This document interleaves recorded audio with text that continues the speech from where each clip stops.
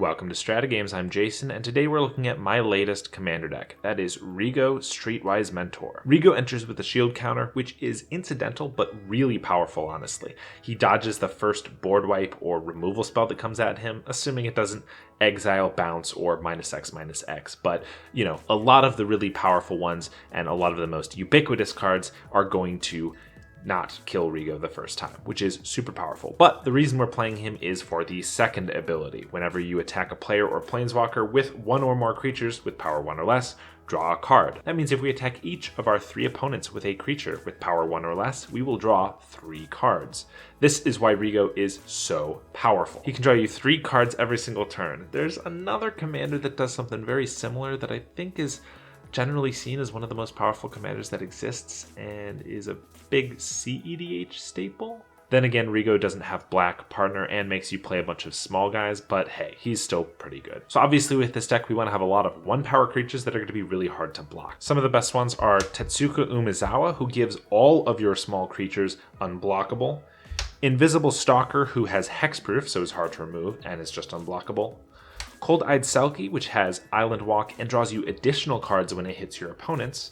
Whirler Rogue gives you 2 Thopters that can draw you 2 cards with Rigo, or those Thopters can both be tapped to make something else unblockable. Exotic Pets also makes 2 1/1 creatures that cannot be blocked, and one of those creatures gets each counter you have among creatures you control, which means if you have your commander at first, that shield counter that Rigo has, one of the fish will also get. Identity Thief is a great card for this deck because it has 0 power, meaning it's going to draw you a card when it attacks with your Rigo, but then it becomes a copy of another creature on the field, meaning you get to have your cake of drawing a card and eat it too, of also hitting your opponent in the face with a big creature. Similarly, Skin Shifter is a 1/1 when he attacks, drawing you a card, but then he also has the ability to become a 4/4 Rhino with Trample, a 2/2 Flying Bird, or a 0/8 plant. Super versatile and always going to be drawing you that card when you first attack. Hypnotic Siren is a 1/1 flying for 1, which means it's great to play early with Rigo, draw you cards, and it's evasive so it's not going to die very easily, but then also it's a 7 mana spell you can cast to mind control a creature of your opponents and also gain +1/+1 and flying. So another versatile card, that's what this deck is all about. And another one of our great 1-power creatures is limited all-star uncommon from Kamigawa Neon Dynasty, Kappa Tech Wrecker. This guy has been so powerful. I kind of threw him in just to see what he would do, but he's basically been a Reclamation Sage. So many of our creatures have some form of evasion that ninjutsu is really easy to be able to activate, and then when you do, you get to exile an artifact or enchantment of the player you're hitting. And then after that, you just have a 1-power creature who's at that point kind of irrelevant, so you can just swing with him to draw cards off of Rigo without fear of him dying. Well, he could die, but you just don't really care at that point. But his ninjutsu ability also lets us buy back cards like Hypnotic Siren that we've played early to get their big effect late game, and we also just have other ways to recur him, meaning we can use him multiple times to exile our opponent's artifacts and enchantments. Coiling Oracle is a little bit of ramp, a little bit of value, and he's a 1/1, so it works perfectly. Triskaidekaphile is kind of a cute card that I didn't think would be super great, and, you know, the vote's still out on that. But I will say getting up to 13 cards isn't too hard with Rigo. I actually played Triskaidekaphile in a game about a week ago, and I had 13 cards in hand, so my 2-mana creature suddenly became a must-kill. My opponents did have a removal spell, but they had to use a premium card to prevent me from winning the game off of a 2-drop, so that's really powerful. And then a couple ways to make tokens. Call the Coppercoats can make an army for just 3, 5, 7 mana, however much you have, and however many opponents have a lot of creatures. Fairy Formation can make you 1/1s and draw you cards, giving you a mana sink, which you desperately need in this deck, and just allowing you to make tons of guys while drawing cards. And Adeline is pretty much perfect in this deck. Well, not quite perfect. The 1/1s that enter tapped and attacking won't trigger your Rigo that turn, but you do get 1 attacker for each opponent you're attacking, and generally that's going to be all 3 of your opponents, and then those 1/1s can trigger your Rigo the following turn. So not perfect, but Adeline is an amazing card in this deck. And then because I like to brew decks and make them interesting in some way, and because I love New Phyrexia, I actually have the 6 Splicers in this deck. Splicers were a set of cards that are 1/1s that enter the battlefield and create a 3/3 golem artifact token, and they also give all of your golems an ability, so they synergize really well together. Well, all of the ones that they created in New Phyrexia were in Bant, and because the creatures are 1/1s, that means they'll trigger Rigo, but they also give you a creature that's actually good at attacking and blocking, which is something this deck was kind of lacking. So I decided to put all of these in there. They actually made a 7th one in Commander Legends, so I also have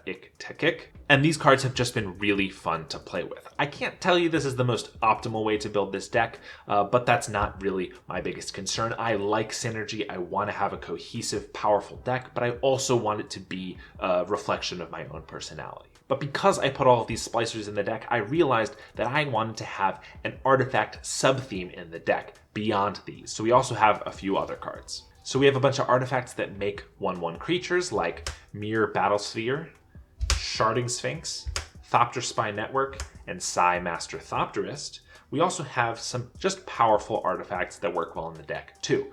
Scytheclaw makes a germ, and it total becomes just a 1/1, which is helpful for Rigo, but then also it can half your opponent's life total, making this a pseudo finisher. Phyrexian Metamorph is a great clone and then also is an artifact.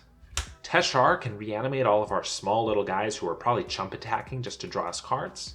Steel Hellkite honestly probably doesn't synergize with this deck too much, but it's a very powerful card, and I had a little bit of room left over. It's a bit of a pet card. And then Golden Guardian is a golem that also turns into a land that makes more golems, meaning this is going to synergize with our splicers because all of those golems will be getting the abilities from those splicers. We do have a couple other cards that draw us cards, Reconnaissance Mission and Edric's Spymaster of Trest. I've already shown a few cards that draw us cards, but because Rigo is so powerful, draws you so many cards already, this deck honestly runs very few card draw spells, a lot fewer than I would generally suggest in a deck. But these two are absolutely great. They let you draw cards when you deal damage to your opponents, and Edric even incentivizes your opponents to attack each other. And then we get to our removal. Our removal package is quite extensive because we had quite a few slots that we could fill, seeing as we don't have that many card draw cards. So for board wipes, we have Dusk and Fell the Mighty, which are both absolutely great with all of our small creatures. They're more than likely going to act as one-sided board wipes, maybe leaving our opponents with a couple 1/1s or 2/2s, but not really anything that we're going to be that afraid of. And then Dusk to Dawn can also bring back a whole bunch of creatures from the graveyard to your hand, restocking your hand if you get into a spot where you actually need that to happen. We also do have Martial Coup, which can just destroy all of the creatures on the board, but it leaves us with a whole bunch of 1/1s on the field, meaning next turn we can just cast our Rigo and more than likely draw 3 more cards, leaving us in a much better position than all of our opponents. Finally, Dismantling Wave is a card that I've really been enjoying. 3 mana, you can take out up to 3 artifacts or enchantments, one of each opponent's, which can be very powerful when one of your opponents is going off with a Helm of the Host or a Vidalcan Orrery, whatever it is on the field. But then a couple of your opponents, you still want to hit their mana rocks. This card is great for that. And then, of course, you can also cycle it for a pretty expensive 8 mana, but it allows you to destroy all artifacts and enchantments.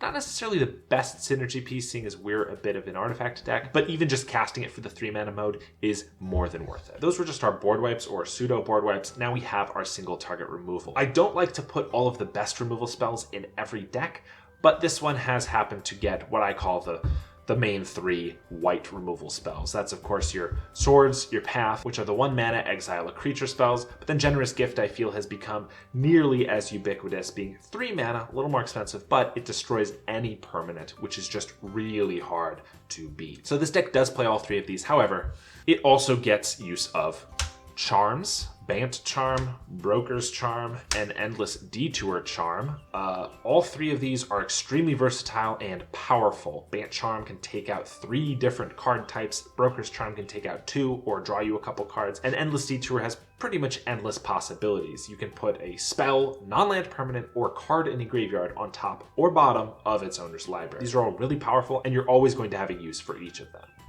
Then we have Darksteel Mutation, which is just absolutely great at taking out commanders that you don't want your opponents to recast. It just stays on the field as a 0/1 indestructible, really hard to get rid of, especially because it has indestructible. Your opponents can't even chump block with it. They can't board wipe it to get rid of it. And so this is one of the best removal spells in white. And honestly, maybe it should be alongside the other three that I just showed, because it's probably just as good in a lot of cases. And then finally, because I try to make my removal, my card draw, everything synergize with my deck, I do have Mangara of Corindor. He's a 1/1, so he draws us cards off of Rigo, and then when we don't need to draw cards off of him, he can exile himself and any target permanent. He's a little slow, a little expensive, so I'm not sure if he's going to really make it in this deck. I've only actually cast him one time, and I immediately popped him as an exile, so at that point, there's probably better cards to be playing. So we'll see if he gets chopped, but for now, he's in. Then we get to our mana ramp. In this deck, I want 1/1 creatures, so I have a bunch of mana dorks.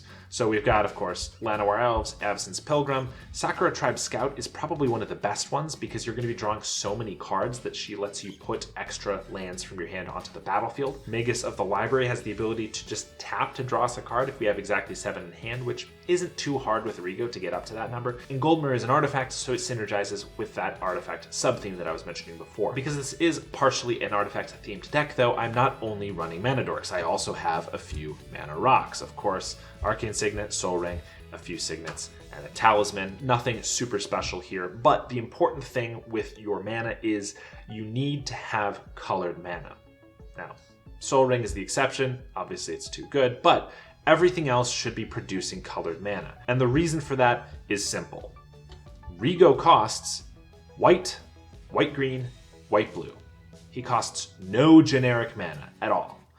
And in addition to that, we're incentivized to play a lot of cheap creatures, 1-drops and 2-drops, some of which don't have any generic mana in their costs at all, meaning we need to stay away from Mind Stone, Thought Vessel. Anything that is tapping for a generic mana, other than a Soul Ring, should probably not be in this deck. And on that topic, I love my utility lands. I really do. I'm definitely a little greedy with them. In a 2-color deck, I'll try to get away with 6 utility lands that produce colorless mana. Neither of my colors are mana, you know? In a 3-color deck, I will often push it to 4 or 5. In fact, when I built this deck right at the start, I had these 5 utility lands. All 3 of the Innistrad cycle in these colors, and then also Axis Tunnel and Reliquary Tower. And I don't just throw utility lands into the deck that don't really synergize. These all synergize, I think. Moorland Haunt makes you 1/1s, so if you're out of creatures on the field, you can just expend cards from your graveyard to make 1/1s that will draw you cards. You're drawing so many cards that having the ability to cast them all at flash speed is really good. Gavany Township may seem like a bit of a non-bow, but you have to be able to actually end the game at some point. So eventually your 1/1s are not going to cut it, and having the ability to slowly grow them when you have 10 creatures on board is definitely a way that you want to end the game.